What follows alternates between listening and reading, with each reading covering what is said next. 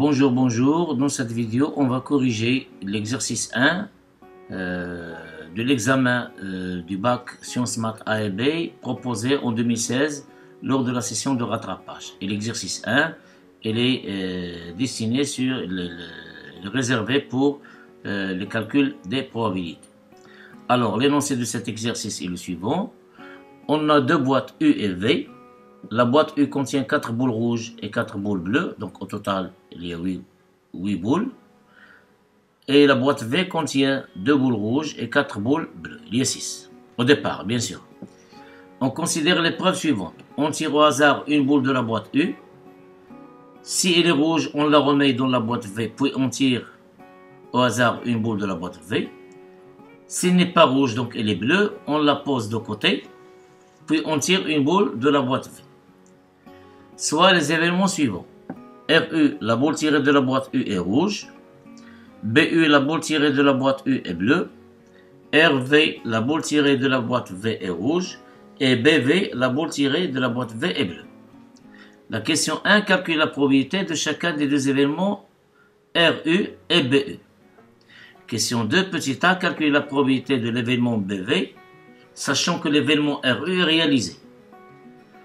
Petit b, calcule la probabilité de l'événement BV, sachant que l'événement BU est réalisé.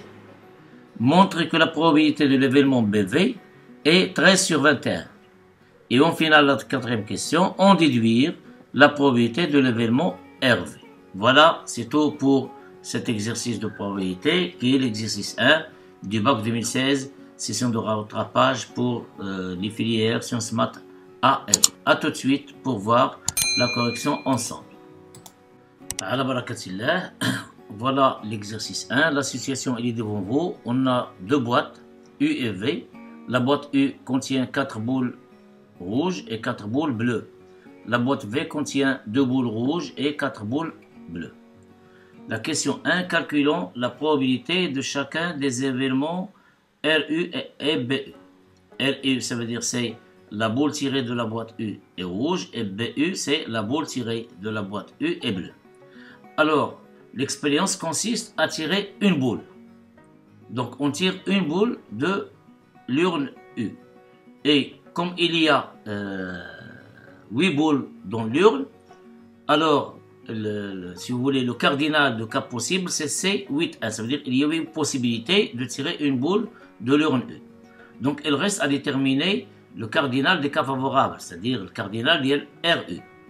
Alors, selon les données, ici, sans entrer dans les détails de l'expérience, selon les données, puisqu'on tire une boule de l'urne U, la probabilité de tirer une boule rouge de l'urne U, c'est 4 sur 8. C'est 1,5. Ça veut dire c'est C4,1. Il y a 4 possibilités de tirer une boule rouge. Alors, il y a C4,1 possibilités. Et combien de cas possibles, c'est tirer une boule parmi 8, c'est C8,1. Donc, le nombre de cas possibles, c'est C8,1.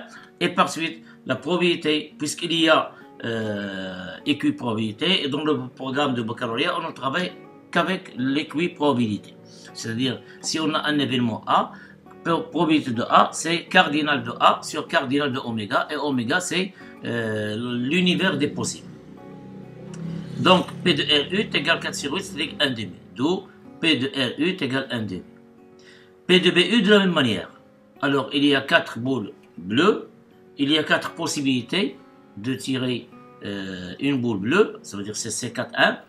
Le nombre c'est C4,1. Et puisqu'il y en a, il y a 8 boules dans l'urne U, il y a 8 possibilités de tirer une boule. C'est C8,1, donc c'est 4,8. Donc, P de RU est égal à 1,5 aussi. Question 2. Calculer la probabilité de l'événement BV, sachant que l'événement RU est réalisé. Donc, c'est ce qu'on appelle la probabilité conditionnelle. Alors, c'est une expérience qui se fait en deux épreuves. Si on tire de la boîte U une boule rouge, on la remet dans la boîte V. Alors, on tire une boule rouge de la boîte U, on va la remettre dans la boîte V. Dans ce cas, la boîte V, la situation initiale va différer. Il contient donc dans ce cas 7 boules, 3 rouges et 4 bleus. Alors, si on tire une boule rouge, je répète, une boule rouge de la boîte U, on la remet dans V, puis on tire une boule rouge, par exemple, donc il y a 3 possibilités sur 7.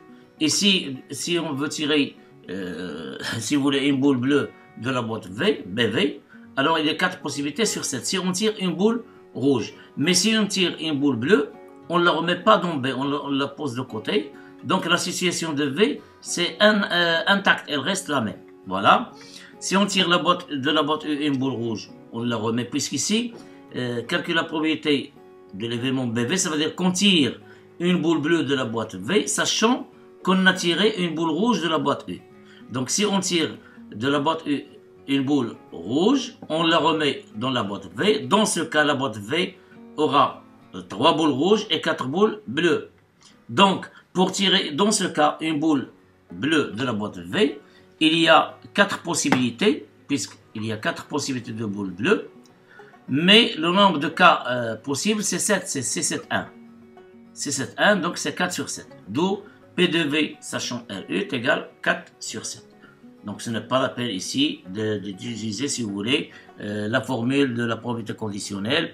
P de BV, sachant RU, est égal à P de VV inter RU divisé par P de RU. Donc, puisqu'ici c'est une expérience qui est évidente, donc d'après cette expérience aléatoire, on peut calculer la probabilité conditionnelle directement.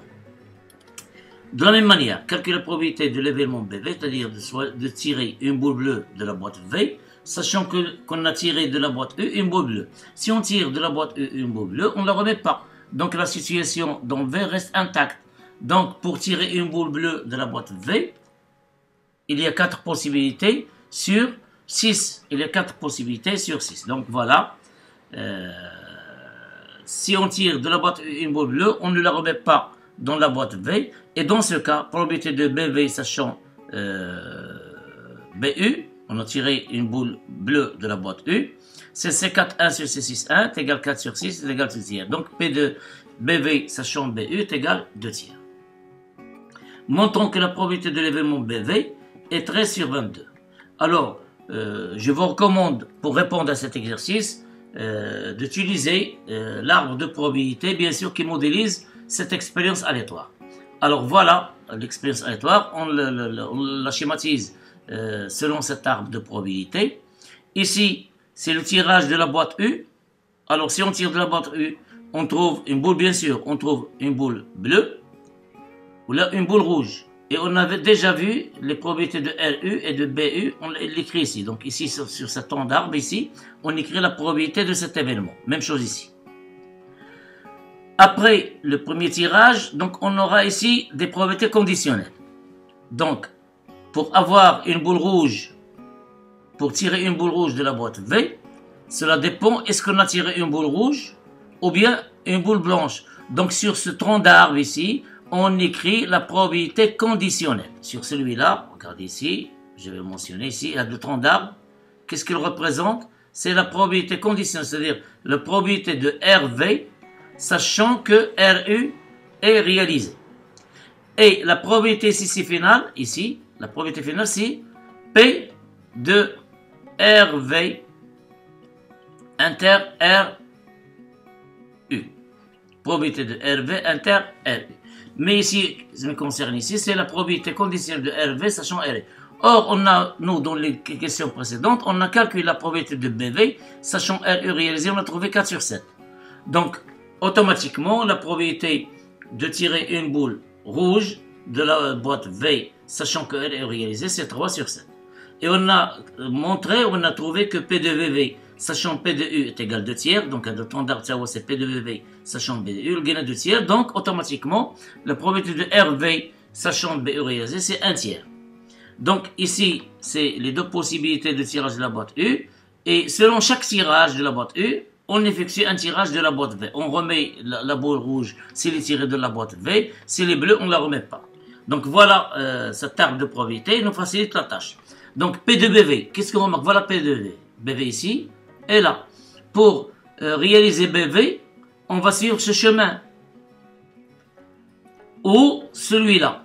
Donc P de BV, c'est quoi? C'est P de BV, c'est ça, P de BV sachant RU, qui multiplie P de RU. Donc, le tronc d'arbre d'âge, c'est P de BV sachant RU.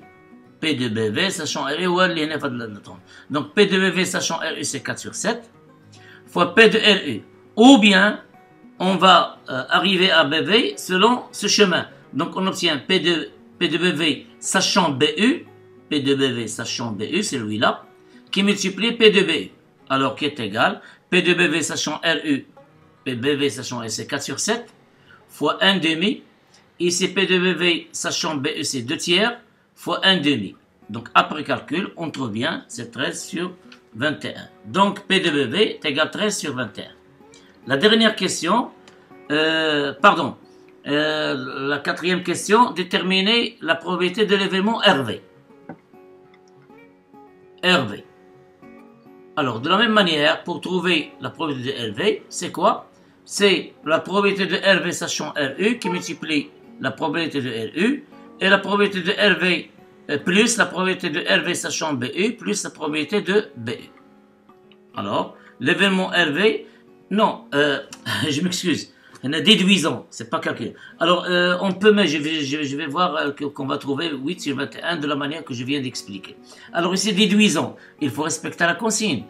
Pour déduire la probabilité de RV, c'est l'événement contraire de BV.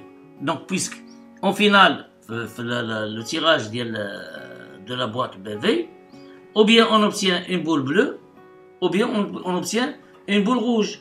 Donc, RV, c'est l'événement contraire de l'événement BV. Donc, P de RV est égal à 1 moins P de VV, c'est-à-dire 1 moins 13 sur 21, qui est égal à 8 sur 21. Et d'après la remarque que je viens de dire ici, P de RV, je vais le faire de la manière suivante. P de RV, c'est quoi? C'est P2 VB, BV, sachant RU, fois la probabilité de RU. Le chemin de ou, ça veut dire plus, P2 RV, voilà, ici c'est RV, je m'excuse. Non, pardon, ici c'est pas P de RV.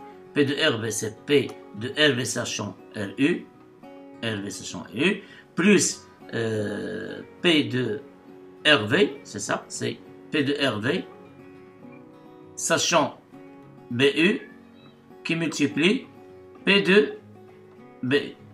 Alors, qui est égal, donc le chemin c'est 3 sur 7, fois 1 demi, plus 1 tiers, fois 1 demi. Donc, on obtient, c'est, si vous voulez, pour faciliter le calcul, c'est 1 demi, facteur de 3 sur 7, plus 1 tiers. Alors, c'est 1 demi. Alors, 3 c'est 9, plus 7 c'est 16, fois 16 sur 21. 3 fois 3 c'est 9, plus 7 c'est 16, 7 fois 3 c'est 21. Donc, multiplié par 1 demi, on obtient 8 sur 21. C'est ce qu'on a trouvé. Voilà. 8 sur 21. Mais, la bonne réponse, pour moi, c'est d'utiliser l'événement contraire pour qu'on puisse, le correcteur voit bien qu'on respecte bien les consignes. Donc, on va déduire, c'est une déduction. Mais, si on utilise cette méthode, le résultat, elle est correct. Voilà, c'est tout pour cet exercice de probabilité. On se rencontre dans une autre vidéo, bien la prochaine vidéo, pour corriger l'exercice sur les structures algébriques. Bon courage et bonne préparation.